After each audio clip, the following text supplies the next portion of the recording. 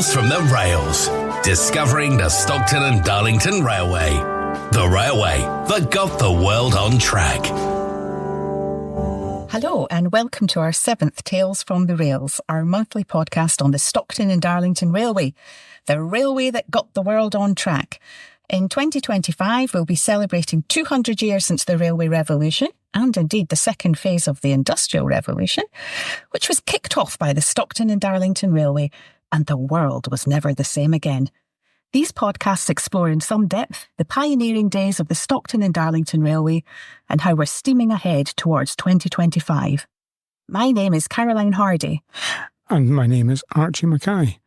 I'm an archaeologist and the editor and a trustee for the charity, the Friends of the Stockton and Darlington Railway.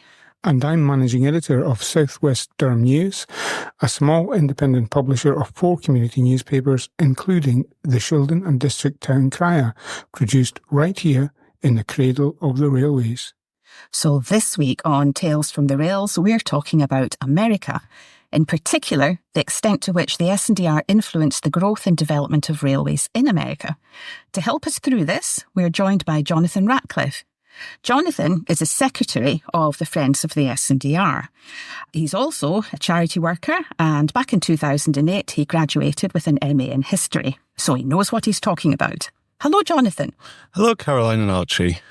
Jonathan, how did you get into researching the influence of the S&DR on railways in America? It was almost by accident, actually. I was researching some of the early engineers who were coming, and I came across a wonderful article by Horatio Allen, who is one of the gentlemen we'll be discussing later. And that got me started thinking about how the relationship between the S&DR and American railways developed. I'm really looking forward to this because I've seen sort of, references to American engineers coming over here. And so I'm really interested and looking forward to finding out more. On this month's Stars from the S&DR will be Edward and Rachel Pease, and it was to Edward that many engineers and promoters wrote to in order to arrange official visits to the railway. These engineers came from other parts of the UK and abroad. Edward was married to his beloved Rachel, and together they had 8 children, 2 of which made significant contribution to the development and expansion of the S&DR. We'll also be letting you know about all the events that are coming down the line and news from the last month. So plug in your headphones and enjoy the ride on the railway that got the world on track. Tales from the Rails. This podcast is brought to you by the Friends of the Stockton and Darlington Railway, a registered charity set up to safeguard and promote the heritage of the railway that got the world on track. You can join us by visiting our website at www.sdr1825.org.uk. This month, we're looking in a bit more detail at the extent to which what was happening with the S&DR was influencing the development of railroads in America. And just before we do that and look at the influence of the S&DR, we'll have a bit of scene setting, because it wasn't actually that long ago, from 1825, when this country had actually been at war with America. So American independence dates to 1776, but wasn't actually recognised by the British government until 1783. And even then, there were still battles, such as the 1812 battle to defend Canada from American invasion, when the British actually burnt the White House before retiring to Bermuda. I think retiring to Bermuda sounds a lot more attractive nowadays than it probably did then. Then the British tried to control the Mississippi River and invaded New Orleans, and that failed. So the background to American-British relations in the lead-up to 1825 might have been difficult, I should imagine. Jonathan, did the relatively recent rivalry between the States and Britain hinder the exchange of engineering ideas between the two countries? It doesn't appear to have done so, actually. American engineers with adequate credentials were able to view everything they desired and openly ask whatever questions they liked. There was an openness to sharing information that seems quite strange in these days of state and corporate secrets. Allen did know in a letter that he'd overheard anti-American sentiment in conversations, but this doesn't appear to have impacted on the openness of British engineers to share information. So the professionals are actually getting on with it and rising above the politics, if you like. Yeah, they seem to have been through Allen's diaries, and he's going to meals, formal lunches, occasions, and seems to have been welcomed quite warmly. And certainly engineers were sharing incredible details of operations. Oh, that's quite heartening then.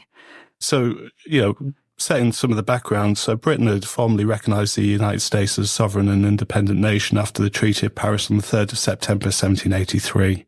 So the then Prime Minister, Lord Shelburne, was primarily focused on preventing the Americans from forming an alliance with France and viewed the new country as a potential valuable economic trading partner. The Jay Treaty of 1794 had prevented war and encouraged closer trading connections between the two countries. So Britain was looking at America as a potential trading partner. They were exporting vast quantities of iron, coal, and other manufactured goods to the United States. While tensions would remain, especially over territorial expansion, resulting in the stalemated War of 1812, this war was largely seen as a side note in Britain, as much as the country's focus was on fighting Napoleon's forces in France at the time. So the most important impact of the War of 1812 in terms of our interest in early railways was to galvanise the American government to prevent the United States from ever being economically dominated by the British again. During the war, Britain had cut off supplies of vital raw materials to America, including iron and coal. This had had a significant effect on the ability of America to produce necessary armaments and also on the economy. The American government had at various times after independence imposed import tariffs on goods into the United States due to the heavy imbalance of trade within Britain. The aim of this was to protect American manufacturers from cheap goods coming in from Britain, putting American producers out of business, and also over concerns of being dominated in case of future territorial and economic wars. So Britain could quite easily shut off all the supply lines into the United States. Why was the development of railways in the States so important at this time? So the United States, in the aftermath of the War of 1812, was an emerging power on the world stage. Expeditions further west were beginning to discover the vast natural resources in the American West. America had been overly reliant on Britain and Europe for the importation of manufactured goods. It had the materials, but the problem was getting them to population centres. An 1816 report by the American Senate Committee on Commerce and Manufactures noted that it would cost just $9 per tonne to transport goods across the Atlantic. And once on American soil, the same $9 would only move the goods further 30 miles inland. 85% of the population in 1815 were living on the Atlantic coast and only 15% inland. Clearly, America needed a transport revolution to allow it to develop into a global power and tap into its vast natural resources. President James Madison asked Congress to support internal improvements in 1815 as a way to strengthen the nation after the War of 1812 through state and federal investment in infrastructure. Shall I have a go at reading this quote that you've extracted for us from that? Among the means of advancing the public interest, the occasion is a proper one for recalling the attention of Congress to the great importance of establishing throughout our country the roads and canals which can best be executed under the national authority.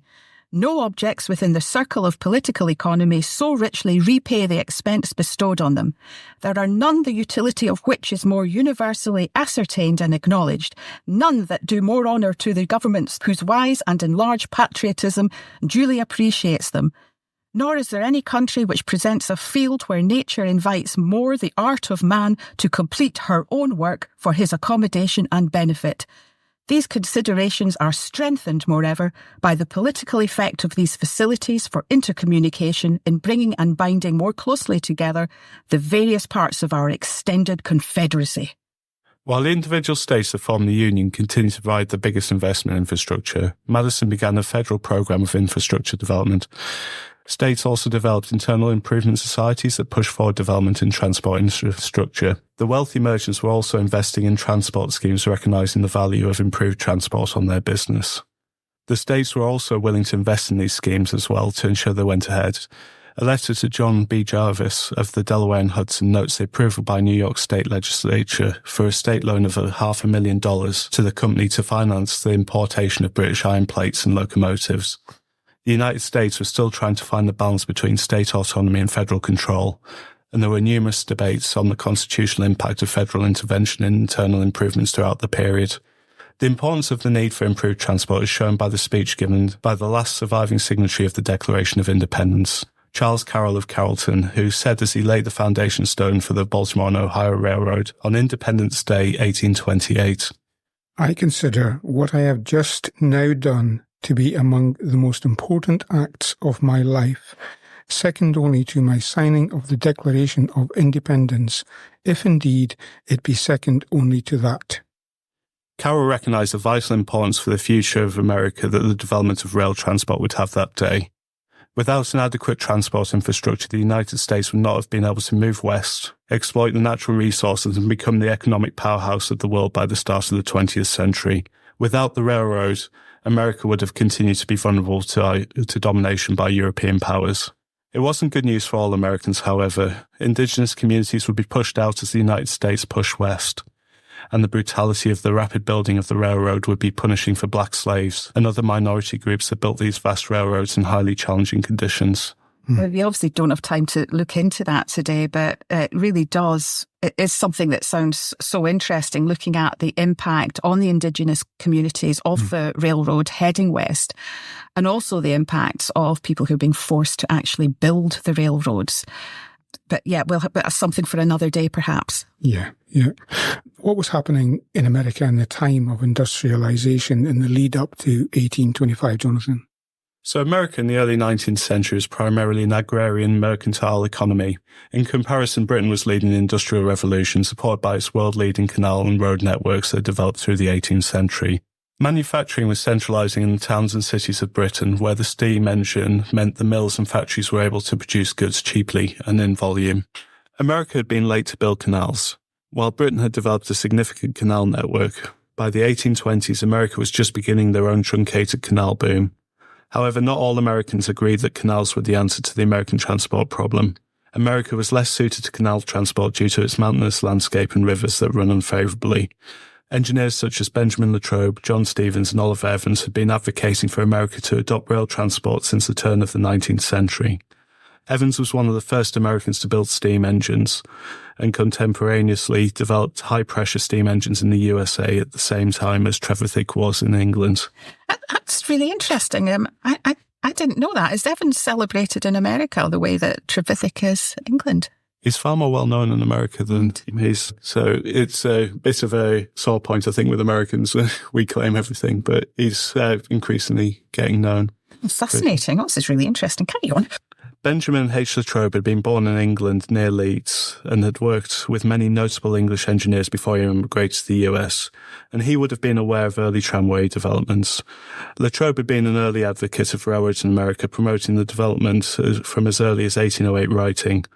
Railways would be invaluable in overcoming the most difficult parts of artificial navigation. Colonel John Stevens was a New Jersey engineer and builder of steamboats and had written a pamphlet called Documents Tending to Prove the Superior Advantages of Railways and Steam Carriages over Canal Navigation in 1812, promoting the use of railways and steam locomotion. And he would go on to build a steam carriage running on a circle of track in his garden in 1825. While America lagged behind Britain in terms of infrastructure, the country was industrialising rapidly, especially in relation to mechanisation of agriculture and manufacturing. Oliver Evans was developing industrial mills, and Eli Whitney developed the cotton gin to speed up production. America had good universities and colleges and a strong scientific community. So how did railway promoters or engineers in America hear about what was happening with the Stockton and Darlington Railway? There were a number of avenues that allowed the transatlantic dissemination of engineering knowledge from Britain to the United States.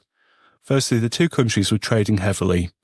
American merchants and bankers held offices in the industrial and economic centres of Britain, and they were able to send letters detailing the technological advancements happening in Britain. For example, we know that the banker Evan Thomas was based at the family bank in Liverpool and was sending letters talking about the Stockton-Darlington Railway back to his brother Philip in Baltimore. Engineers and scientists were able to travel the Atlantic to view engineering works in Britain. Religious ties between the two countries were also vitally important. The United States was a refuge for nonconformist Christians fleeing persecution in Europe. Quakers living in the United States maintained close ties with their brethren in Britain, and we know from letters that they would frequently visit their cousins in the UK and witness the Industrial Revolution happening. Many Quakers were involved deeply with business and finance, and they took home information and ideas. That's amazing. So we've got quite a lot of Quaker involvement in early railways in America, as well as with the Stockton and Darlington Railway. Particularly in Baltimore. The Baltimore and Ohio was America's Quaker line. Wow. So the Thomases were both Quakers.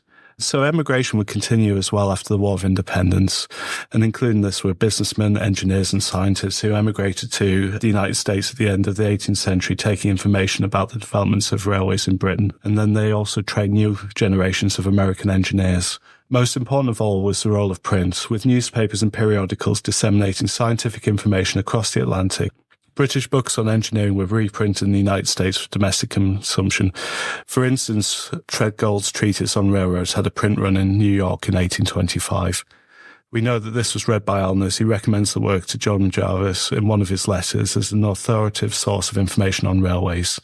Nicholas Wood's treatise was also read by American engineers and had a print run in New York in the early 1830s.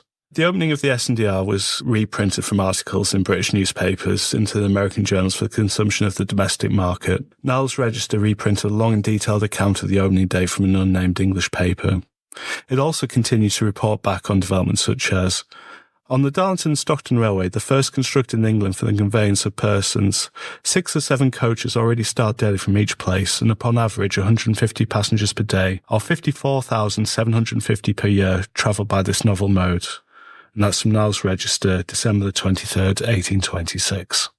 Were there any American engineers or promoters at the opening day of the S&DR in September 1825? We know from contemporary accounts that there were some American engineers at the opening of the Stockton-Darlington Railway. The most likely candidate was Philadelphia-placed architect and civil engineer William Strickland, who had been a student of Benjamin Latrobe. And we know he was in the country at the time, along with his assistant Samuel Neese. As a result of the post-war push for internal improvements we mentioned earlier, a number of internal improvement societies were set up to direct the public works required. One of the most active of these was the Pennsylvania Society for Internal Improvement, who sent William Strickland with his assistant to England in February 1825 to learn from the roads, canal and railway networks in Britain. Strickland visited the Milton Hetton railways, among others, and documented the construction of the Stockton and Darlington Railway. While he was in Britain, Strickland would constantly report back his findings, some of which were printed in American newspapers and journals. When he returned to the US in December 1825, he pulled together his findings, along with very detailed diagrams drawn by Neese, into a report that was printed and widely consumed. I've been lucky enough to view an original copy in the archives at Beamish, and the illustrations are simply stunning. Strickland's reports were very influential in the future of American transport development and promoted the benefits of railways over road and canal transportation. But also this and other reports from visiting engineers give us a fantastic insight into the construction operation of early railways. We get a detailed description of the construction methods used by contractors who were building the S&DR to level the road and how they formed crossings and inset the rails to form level crossings. Actually, thanks to you, I was having a look at some of those drawings just the other day, and in particular of the level crossings. I have seen nothing else like it by people in this country. I know the Act of Parliament specified, the rails couldn't be more than 3 inches above the ground, but here we've got this picture of beautiful sets and cobbles leading up to the rails where the railway crosses the road. They're fantastic drawings. They are, and coupled with drawings by the Prussian engineers as well and comments, we get a really good insight into how the Stockton-Darlington Railway was constructed. Yes, from other people. Yeah. From other countries that we don't get from domestic sources. So after the opening day of the Stockton and Darlington Railway, who came to the UK and when, and who was sending them here? You've mentioned the improvement societies, and what in particular are they after in terms of information? Yeah, so after the opening day, there seems to be a constant flow of engineers coming to the Stockton Darlington Railway from the USA and also Europe as well, as we've mentioned, von Oeynhausen and von Decken as well. And they were looking to gather information about this new technology. I get the impression that they all end up with Timothy Hackworth in Shildon, and he must have spent a huge amount of time actually on locomotives with engineers, going backwards and forwards, probably between Least, Newton Aycliffe and Hyington, Aycliffe Lane, or towards Darlington, where it's good and straight and you can do lots of tests, which makes me wonder how on earth he actually had the time to maintain the locomotives as well, which was his primary job. I know, and, Edward Pease was asking him to do this as well. That's right. So. Yeah, and one of his letters, I think it was when people were coming actually from Liverpool, but it was, make sure the engines and the workers are as neat and as clean as can be. So it's got to clean everybody and make sure everyone's well turned out as well. Absolutely. Busy man. Yeah, I've got a little bit of a theory here. Edward Pease had significant shareholdings in Robert Stevenson and Co. as well. And so is he looking at the opportunity to make sales Yes, a potential major American market out there. Yeah. So we've already come across William Strickland. His report, while it didn't persuade the Pennsylvanians to change course on their canal, was to have a massive impact on the future of the railroad in America. So the next arrival to visit the S&DR was Evan Thomas. So Thomas, we've already met, was a banker from Baltimore and Maryland and the brother of Philip E. Thomas, the first president of the Baltimore and Ohio Railway. They were sons of a Quaker minister and started out importing and selling hardware. Philip had moved into banking at the turn of the century and become an active participant in the affairs of Baltimore.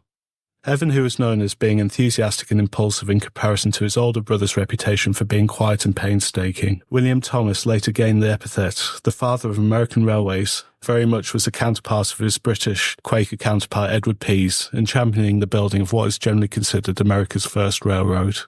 Baltimore, then America's third biggest city, was under pressure after the opening of the Erie Canal in 1825, which was causing export trade to be diverted through its biggest rival, New York. The great and good of Baltimore were, to say the least, rather concerned, and needed their own transport solution to keep the city competitive with its northern neighbour. Baltimore's own attempts to build a canal to join with the Chesapeake and Ohio Canal were stuttering due to a mix of geographic challenges and rising cost. Philip Thomas quit the board of the Chesapeake and Ohio Canal in 1827 in frustration that Baltimore wasn't going to benefit from the canal and that trade would be diverted to other cities, including Washington. William Brown, a member of the famous Alexander Brown banking family and the younger brother of one of the other major figures in the formation of the Baltimore and Ohio, George Brown, had moved to Liverpool to found a bank to service the American merchants sailing into Liverpool in 1810. William had been writing back to his brother informing him of the development of the railroads and was sowing the seed. So Evan Thomas had travelled to England in the summer of 1826, where he had viewed the Stockton Darlington Railway. On his return, he gave an enthusiastic report at a dinner at the home of Revolutionary War hero and engineer Colonel John Eager Howard. At this dinner, Thomas suggested that a large-scale railway on the pattern of the Stockton Darlington Railway could be built to serve Baltimore. At this dinner, the minds of Baltimore changed from a canal to a railway. The Baltimore party, acting quickly, met for a brief and businesslike meeting on February the 12th to discuss the best means of restoring the city of Baltimore, that portion of the western trade which has recently been diverted from it by the introduction of steam navigation and other causes. A committee was formed that included the two Thomas brothers and George Brown, and just a week later, on February the 19th, 1827, the committee presented their report, concluding that a railway was the answer. Looking at the effect of the S&DR at shifting the focus in Britain from canals from railroads, and considering the much more favourable topology and climate towards canals that Britain had, they concluded that the railway was the future. They had considered a wide range of reports, including Strickland, Nicholas Wood, and Thomas Gray's. Acting quickly, they developed a charter for the railway, which was immediately passed by the state legislature, and the Baltimore and Ohio Railroad was incorporated on the 27th of February 1827 by the state of Maryland. Clearly, they did not face the same resistance that the promoters of the S&DR and other British railways did from the establishment. And that 27th of the month date there again. So it is. It is. It's incredible, isn't it? All within a month. Yeah. They're on course. All of this from a dinner party. Yeah. It's the importance of dinner parties in the development of railways. Absolutely. It almost mirrors the formation of the Stockton Darlington Railway, but rather than being 15 years, it's reached its more condensed and done much more quickly. In December 1828, three of the engineers from the Baltimore and Ohio landed in Liverpool. They were George Washington Whistler, William Gibbs McNeill, and Jonathan Knight. They were gathering information about railways in England to inform their work on the Baltimore and Ohio. In the letter of introduction from Alexander Brown to William and James Brown, they were introduced as engineers engaged in constructing our great railway. They visited England with a view of obtaining all the practical information on that subject. The Liverpool office was also instructed to open an account of £2,000 to enable them to meet the practical men of England. They spent time with George Stephenson in Liverpool looking at the construction of the Liverpool and Manchester Railway before touring other railways, including meeting Timothy Hackworth of the Stockton Darlington Railway, who was instructed by Edward Pease to show them everything they wanted to see. There were no industrial secrets here. After all, these men were also potential customers for iron rails and locomotives. As Pease and Stephenson both had interest in Robert Stephenson & Co., they had an interest in opening up the American market to exports. The American federal government, to aid the internal improvements, had seconded West Point Army officers to the big infrastructure projects then happening in the US, and this provided a corps of engineers These educated army officers were definitely high society compared to their British railway engineer counterparts, who were northeastern blacksmiths and miners. George Washington Whistler in particular comes across as very forthright. The West Point educated son of an army officer, he was still a young man, having graduated in 1819, and he had married the sister of his fellow traveller, William McNeill, who was called Anna. George and Anna were to have a son, James McNeill Whistler, who was to become a famous painter. Ah, that Whistler. Mm-hmm. I wondered if that Whistler was involved in this Whistler. Yeah, so James Whistler's most famous painting was of his mother Anna, titled Arrangement in Grey and Black No. 1, or better known as Whistler's Mother. Yeah, I have to just say to all artists out there, I wouldn't recommend painting your mother to look miserable in black and grey. Actually, I did my degree in archaeology at Glasgow University, and it's got a huge Whistler collection, which was left to them by some extended family members. And so I used to actually go off to the Hunterian Art Gallery and have a look at a number of Whistler's paintings. So it's really interesting to see this connection. Yeah, so the elder Whistler was particularly disdainful of many of his uneducated British counterparts. However, he was pleasantly surprised by George Stephenson, who he referred to as a common digger who took to engineering instinctively. Ouch! Hackworth, who was often discussed in the Baltimore and Ohio offices, was also positively regarded as another engineer by instinct, a blacksmith whose engineering consists in tinkering and refining locomotive engineers on the Stockton and Darlington Railway. Oh, tinkering. He did some decent tinkering, didn't he? Yeah, but, it was... I think they were more pleasantly surprised that these relatively uneducated British engineers were so successful. Yes, education by experiment and doing it rather than by training, Yeah. The educated Nicholas Woods, in contrast, was regarded as a gentleman whose book on railroads speaks for him as an engineer. Now, that's interesting because when George Stephenson goes to see Edward Pease to persuade him to use locomotives, he allegedly takes Nicholas Woods with him because Nicholas Woods appears to be more educated and speaks the language, whereas George is a bit worried about coming across as being like a digger who took to engineering. Yes. And we know from when he was presenting his Liverpool and Manchester Railway bill to Parliament as well, he got absolutely destroyed. Yes. And a lot of it was because of his northeastern accent. Oh dear. On the Stockton and Darlington Railway, Hackworth was to be their guide. They visited in late January 1829 after viewing the Killingworth Railway in the Edinburgh and Dalkeith. They viewed the operations of the S&R, noting the haulage capacity of the locomotives.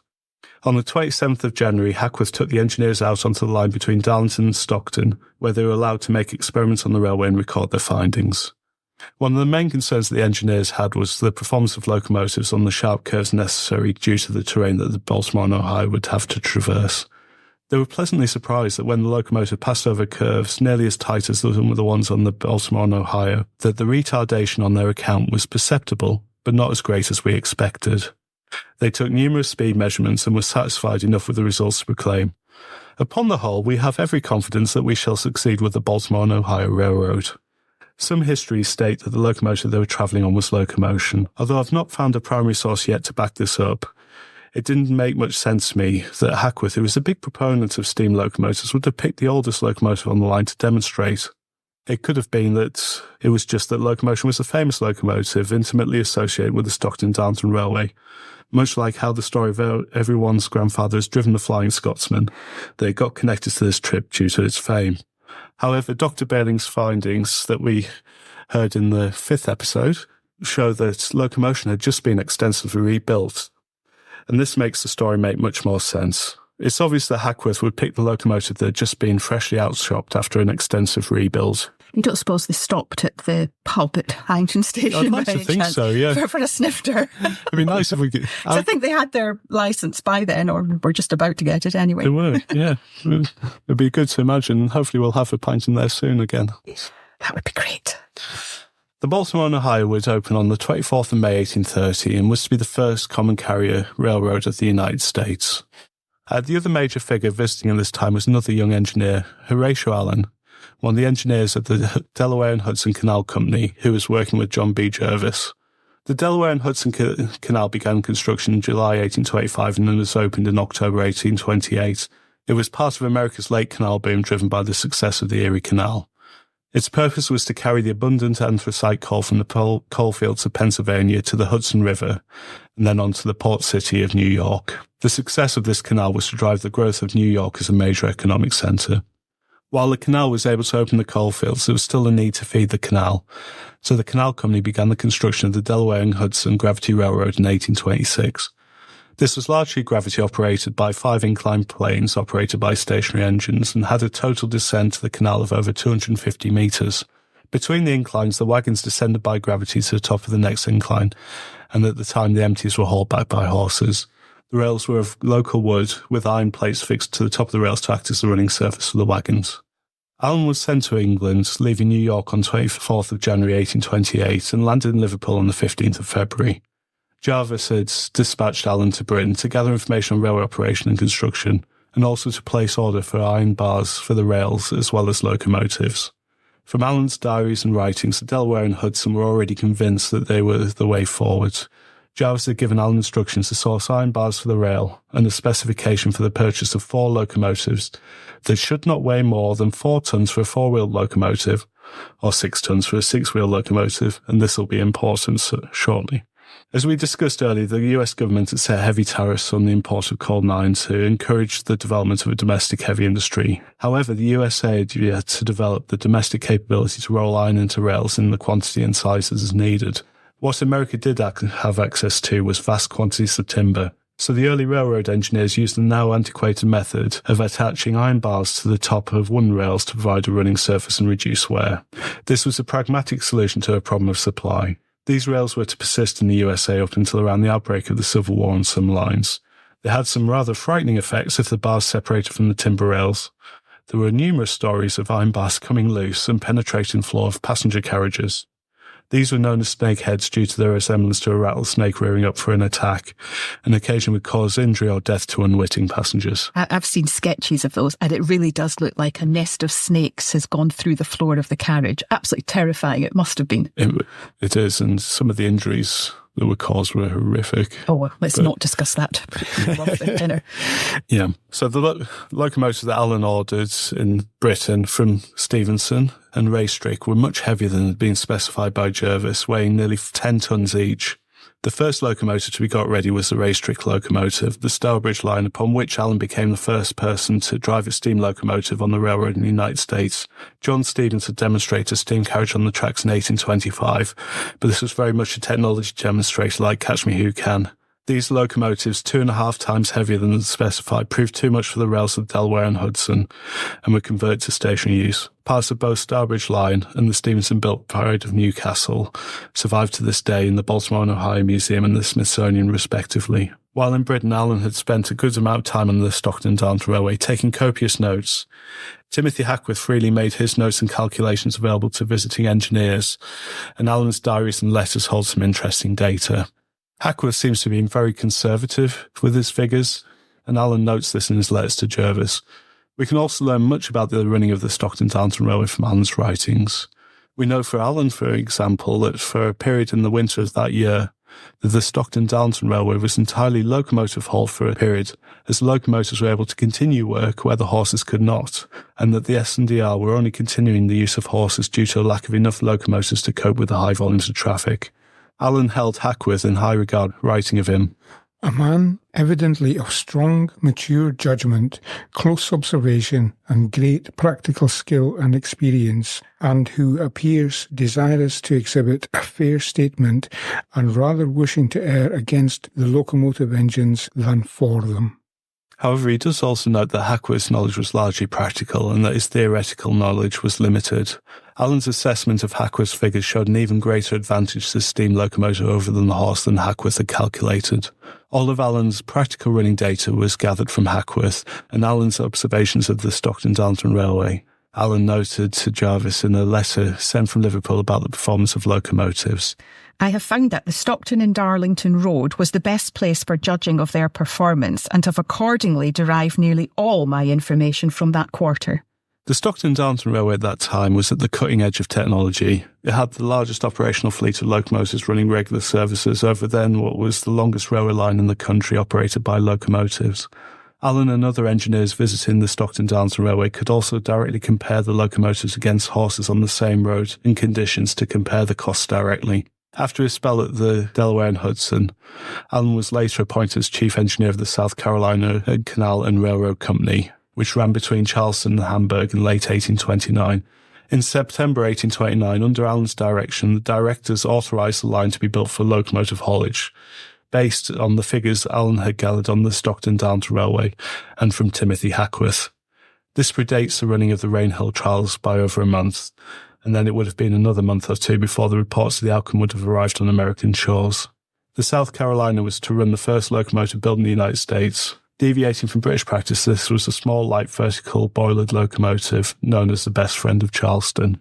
The role of the Stockton Darlington Railway in the adoption of the locomotive has often been overlooked in American railroad histories, with the success of the Liverpool and Manchester Railway and the Rainhill trials being put forward as the main driver of the adoption of the railroad.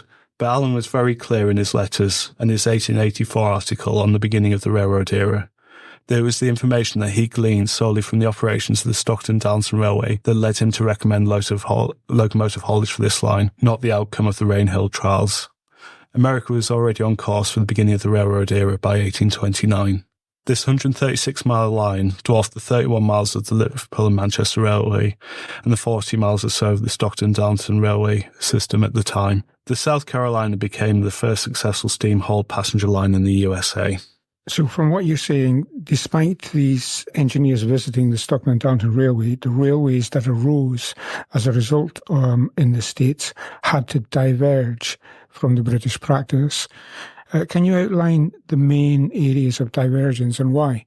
So early American railroads were generally lighter built than their British counterparts, the exception being some, such as the Baltimore and Ohio, that copied the very solid construction of the Stockton Darlington Railway in the Liverpool and Manchester. It featured large stone viaducts such as the Carrollton Viaduct and solid stone track beds. However, many American railroads were lightly built with tighter curvature than the British counterparts. They also used far more wood in their construction than British railways, which at the time were using iron rails on stone block sleepers. Some American railroads used this form of construction but found that it didn't hold up outside of the mild climate of Britain. The heavy frosts would cause the stone sleeper blocks to lift and move. Stone was also much more expensive than wooden sleepers. Eventually, Robert Stevens, the engineer of the Camden and Amboy, developed a flat-bottom rail that could be spiked directly to wooden sleepers without chairs that provided cheapness, flexibility and durability and became the standard form of American track. Wooden bridges and trestles were also far more common in the USA, as they were much cheaper and quicker to build than masonry bridges. Several early American railroads, including the Delaware and Hudson Gravity Railroad and the South Carolina, built the line entirely on trestles to avoid the time-consuming and expensive need to dig cuttings and build up embankments. This was not successful due to rapid rotting of timbers in contact with the soil and proved difficult and expensive to maintain in the long run. America was much more mountainous than Britain, and railroads were often built to follow the landscape more than some of their British counterparts. This resulted in tighter curves and less direct routes in some instances. This lightness of construction led to the domestic development of lighter grasshopper-type engines that were adapted to run on these lighter railroads, and later on the classic American 440 bogie engine, which helped guide the locomotive around sharp curves. These grasshopper locomotives look very different to the Wylam grasshoppers of England, as they were vertical boilered locomotives, but the cylinders operated beams on the same principle. These locomotives were also adapted to the fuel sources prevalent in America. They were built to burn either wood or anthracite, whichever was available. A surviving letter in the Kitchen archives from Evan Thomas back to Edward Pease in 1833 details the improvements the Americans were developing to cope with their situation. He describes the development of vertical boilered locomotives that had large numbers of short tubes. He explains how they got over the difficulty of igniting anthracite to use the waste steam to drive a fan to blow the furnace. Anthracite can deliver a large amount of energy with little smoke, but it's difficult to get going. The constricted blast pipe, as developed by Timothy Hackworth on the S&DR, was vital to provide an adequate draft for burning the anthracite fuel. These complemented the imported locomotives from Britain, with Robert Stephenson & Co. providing a number of their standard designs of locomotives to American railroads. The most famous of these being the John Bull, which is one of the original survivors of the once prevalent Planet class of locomotives. Eventually, American builders like Matthias Baldwin developed a domestic locomotive industry, and the importance of British locomotives petered out. So just pulling all of this together, can you quantify the influence of the S&DR on American railroads, on their initial design and how they went to evolve? The Stockton Darlington Railway certainly had a much larger impact on American railroad than has been traditionally ascribed. We know from the writings of the engineer that they learned much about practical railroad operations from their time at the Stockton and Darlington Railway. At the crucial time they were visiting and gathering data to inform the decisions, the S&DR was the only public railway line that was in regular operation with a fleet of steam locomotives. While the scale of the engineering works of the Liverpool and Manchester clearly impressed the visiting engineers, that railway was still under construction and wouldn't be operational until after the crucial dates when key decisions that shaped the adoption of American railroads were made. The Stockton Darlington Railway at the time was a functioning railway where the engineers could go and compare locomotives alongside horses and stationary engines, and also learn the practicalities of running the railway from Timothy Hackworth, who was the only figure in Britain then dealing with the challenges of the day-to-day running of a steam railway. The impact of the Stockton Darlington Railway as the proving ground for the steam-hauled public railway is seen in this extract from a report that was read to Congress in 1828 by the Pennsylvania Board of Canal Commissioners. This demonstrates that the momentum was shifting from the canals to the railway as the future of transport. The application of locomotive machinery in the beautiful experiment of the Stockton and Darlington Railway and the introduction of inclined planes and stationary power over the lines of railway have enlarged the scope and capability of railways to a degree which some years since could not have been predicted, without incurring the reproach of an overshare of enthusiasm. The Americans adapted the technology to suit their environment in terms of topography, available materials and the environment.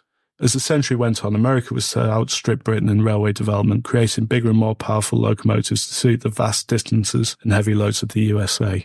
That's amazing. And that reference to the S&DR being a beautiful experiment, I think, is a really good note to end on. Thank you so much, Jonathan. I know we've only touched the surface of this subject, but I can see what a huge amount of work you've put into doing this. So thank you so much.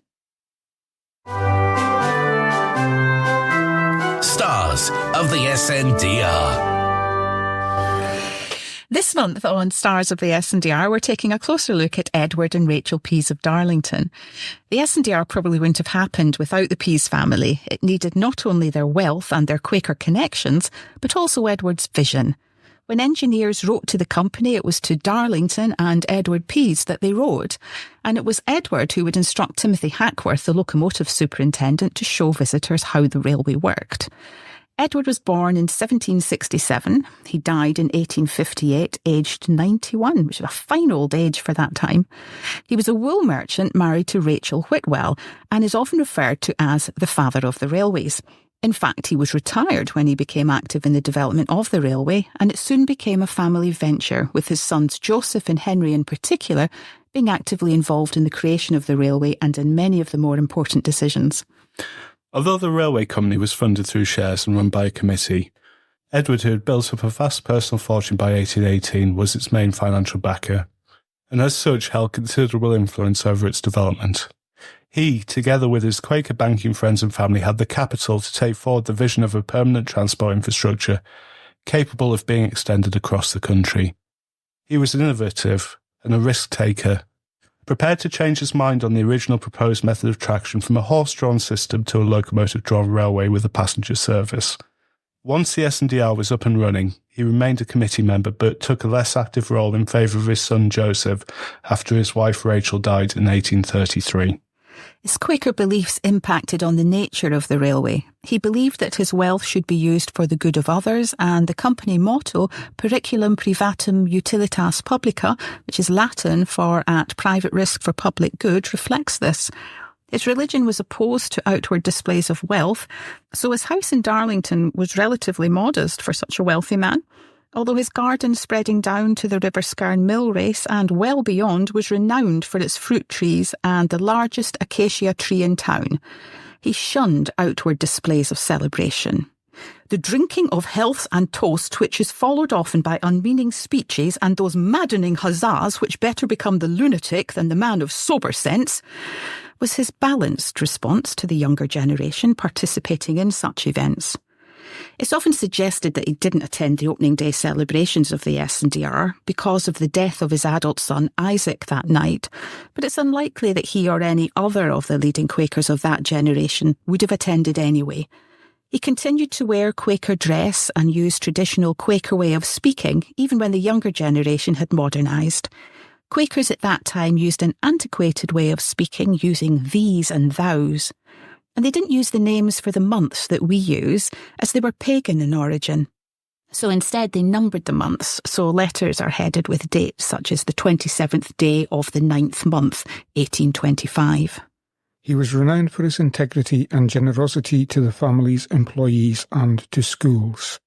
When he was 90, some Darlington citizens, led by his old friend Francis Mewburn, who had been the railway company's solicitor, started a campaign to recognise Edward's contribution to the start of the railways by creating a memorial, possibly a statue. Edward vetoed this and only permitted a modest congratulatory address outside his house. This is just a tiny extract. In times less enlightened and more prejudiced than these, with amazing foresight he penetrated the necessity of unbroken communication by railways, and in 1818 predicted the extension of that system, which now spreads a network over the civilized world, binding nations together for the interchange of mutual interests. Less is known about Rachel Pease. Despite being married to Edward Pease, Rachel Whitwell is elusive. Qualities of modesty combined with being a woman, overshadowed by a successful man, rarely leaves an impact on history. But the woman who ran the Pease house was married to Edward Pease and who gave birth to 8 children, 2 of which, Joseph and Henry Pease, became leading S&AR figures. Surely she had an influence on the railways. Rachel Pease, née Whitwell, was the daughter of John Whitwell and Dorothy Whitwell, née Wilson, both of Kendal in Cumbria. She was born in 1771, although her grave says 1770, so even that is not clear. She was the youngest amongst 2 sons and 4 daughters. Her mother died when she was 2, and her father when she was 11, and so she was brought up by an aunt called Sarah Abbott and an uncle in Kendal, living a modest lifestyle, becoming of a Quaker. Rachel and Edward were married on the 30th of November 1796, when Rachel was 24, and together they had 8 children, many of whom would have a huge impact on the region, the country, and even internationally, not just in terms of the railways, but as campaigners of peace and as campaigners against slavery. They also believed in education for all and promoted animal welfare. Rachel was absolutely central to Edward's life and a huge influence on him. His shift in later years towards spiritual piety appear to be largely due to her influence and his desire to rejoin her in the afterlife. In fact, Rachel was referred to as a Quaker minister and was much loved and respected by a younger member of the family. As Quakers, the Pease family travelled frequently around the country visiting other Quaker families and strengthening bonds. This gave them quite an insight into the challenges of travel in the pre-railway era. Typically for a woman of this time, there are few historic records associated with her. She did keep a journal, but it appears not to have survived, perhaps deliberately destroyed by Edward after her death or another family member. There is no formal portrait of her, and in any case, many Quakers, Edward included, saw portraiture as vanity. There's a modest description of her when she was young, describing her as fair, beautiful in form, and having the very sweetest expression, which does make her sound a bit like the family puppy. Her letters that survive in the Durham Records Office are mainly to other family members, and they cover mostly family matters, but also some interest in business and banking matters. Her extended family included bankers. Some of the letters reproduced in Pease's diaries were written on behalf of both Rachel and Edward. Her recipes, which also include remedies for ailments, have been passed down through the Pease family, and thanks to Matthew Pease, her great-great-great-grandson, I have a list of her recipes. Not surprisingly, they include many ways to use oranges, lemons, plums and gooseberries grown in their garden in Northgate in Darlington, as well as flummeries, custards, creams, calf's pudding, 2 versions, and brain cakes. Yum. Her remedies included ones for cancer, gallstones and a pain in the face. I don't know about you, but I think this merits republishing. Rachel knew terrible loss, and her belief in an afterlife must have been a great comfort. Not only did she lose her parents at an early age, but 2 of her grown-up children, Isaac and Mary, both died in 1825, the year the Stockton and Darlington Railway opened. Indeed, Isaac died the very eve of that opening. Rachel died unexpectedly young herself on 18th October 1833, aged just 64, when visiting friends in Manchester. And this is a warning to those of you who get up in the middle of the night. or revisit Manchester. This is an extract of a letter from Edward Pease on the afternoon of her death in Manchester to his youngest son Henry, who was visiting Leeds. Last night thy most precious mother retired to rest as usual well, but getting into her bed from which she had risen in the course of the night, and placing her knees down on the side to raise herself again into it, she slipped down upon her knees with much force, and the shock to her system has been such as the doctors fear has caused an alarming concussion on the brain. She only complained of her knees, and said she had a violent shock when she returned to bed, and she was soon asleep, but it was short, and when she awoke was slightly delirious.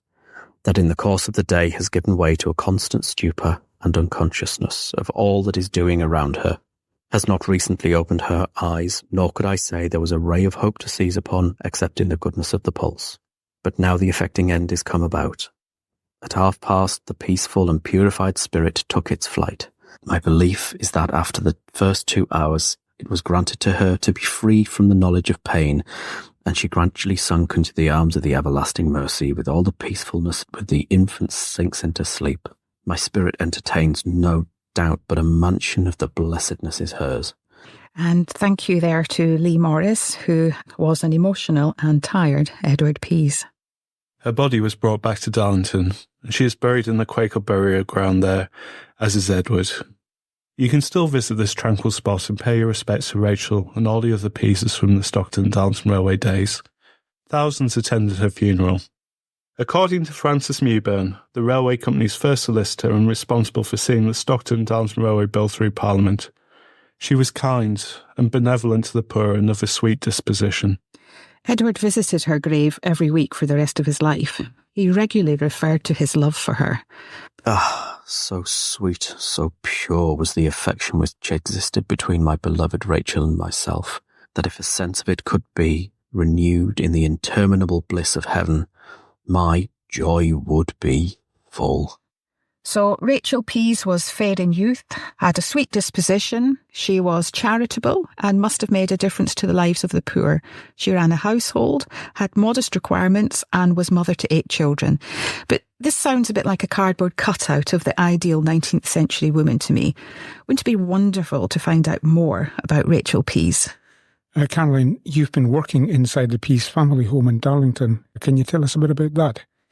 I can tell you a little bit about it. I mean, after Edward Pease died, his home got subdivided into 4 shops with accommodation above, and that meant that there were quite significant changes to the buildings. That took place in 1866. After that, the shops went through a variety of changes, and as you often find nowadays, the upper floors fell out of use and they weren't really being used for accommodation anymore, and consequently the whole building has rather gone into decline.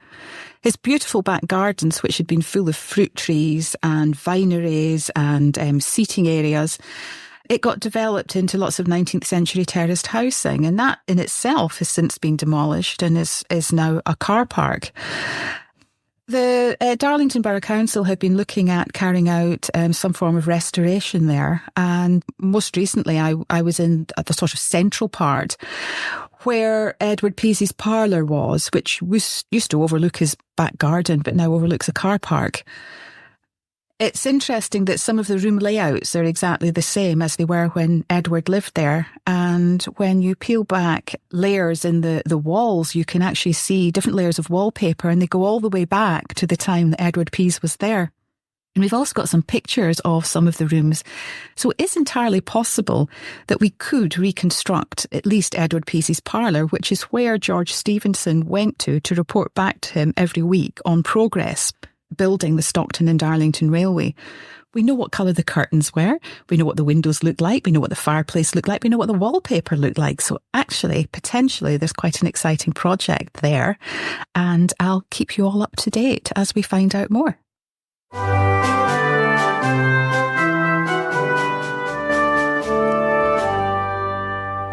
So, what's this month's news? The Friends are looking for subscribers for a beautiful new arty limited edition coffee table book, which will come out early in 2025. The first 300 people to subscribe to this book will have their names listed at the front, or if you prefer, you can have the names listed of dearly departed loved ones who perhaps worked for the railways or who had a passion for the railways. The photography is going to be mostly by Darlington-based photographer Peter Giroux and the accompanying text by me, Caroline Hardy. The renowned railway artist John Wigston is contributing an especially commissioned painting of locomotion and its train having arrived at Stockton's Riverside on the 27th of September 1825. So if you'd like to pre-order this book and become a subscriber, then just go to the Friends website at www.sdr1825.org.uk and all should be clear from there. Remember to tell us how you'd like to be referred to in the list of subscribers. The Friends have now submitted an application to the Heritage Lottery Fund for £230,000. Jonathan, tell us what this money is for. So this is for an 18-month project to transform the Friends into a more professional organisation so that we can continue to support the S&DR long after the 200th anniversary celebrations are over. It involves working on the structure of the Friends, but also developing conservation management plans for the Stockton and Darlington Railway. Yeah, we've had a generous boost to our campaign to save Hindington Station recently. We are so grateful to everyone who helped with this project after our setback in July, resulting in the grant fund being closed down when the general election was called. If you think you can help us save the world's first railway station, please take a look at our website and follow the links. Much of August has been spent at various family fun activities spreading the word about the Stockton and Darlington Railway and how it changed the face of the world. Thanks to everyone who attended and thank you to all the organisers. A reminder about the S&DR Bicentenary Creative Writing Competition that is being run. We're looking for poetry, short stories and memoir pieces relating in some way to trains and railways. These don't need to be specifically about the Stockton and Darlington Railway. We just want to see a clear link to railways, tracks and trains within the work. The competition is open to anyone living in the areas along the original 26-mile route of the 1825 train line. See the terms and conditions for a full list of eligible postcodes and is free to enter. All entrants are with the chance to win a cash prize as well as to have their work professionally recorded, to perform it at the awards ceremony and to have it displayed at stations along the S&DR. The entry deadline is midnight, 15th of December 2024. You can find out more at the Tracks Darlington website, and we'll add the link into the podcast info later. Many of you will know that the opening day of the S&DR was accompanied by music between Darlington and Stockton, courtesy of Mr. Maynell's band from Yarm. Many of you will also know that with the help from the S&DR Community Grant Fund, we commissioned a specialist group of musicians, the Queen Victoria's Consort, to replicate this music on authentic instruments of the period. This music will be available for anyone to download for whatever events you plan for 2025. So the musical arrangements have now been done and the recording of the music has also been done. And there's some photos of this taking place on the Friends Facebook page. The 27th of September will be the 199th anniversary of the opening of the Stockton and Darlington Railway. Check out the Friends website for details of events. There will be a stallholders event at Toft Hill Community Centre at 1 p.m. with a talk on the greeners of Etherley. And you can watch the model steam engine up and running that may well have had its origins in the 19th century Etherley. You can find out more by popping along on the day or buy Tom Walker's book from the Friends website shop on the 3 greeners of Etherley in a model steam engine for £10. Now, this date I'm about to give you is really important. People have been asking for some time, what's happening in 2025? Well, on the 19th of September this year, the S&DR 200 Festival programme will be announced. Keep an eye out wherever you get your news from, and hopefully you'll have a better idea of what 2025 will have in store by the end of that day. Tales from the Rails. This podcast is brought to you by the Friends of the Stockton and Darlington Railway, a registered charity set up to safeguard and promote the heritage of the railway that got the world on track. You can join us by visiting our website at www.sdr1825.org.uk. That's it for another month. Thank you so much to you, Jonathan, for enlightening us about the amazing journey of railway development in America after the S&DR opened. And thank you too to Lee Morris for being Edward Pease in mourning. Do take a note of the S&DR 200 Festival Fringe dates for 2025. And those are 29th of March until November 2025. But also start planning what you can do for 2025. And get your events listed in the S&DR 200 Fringe programme. which is a little more fluid than the festival one.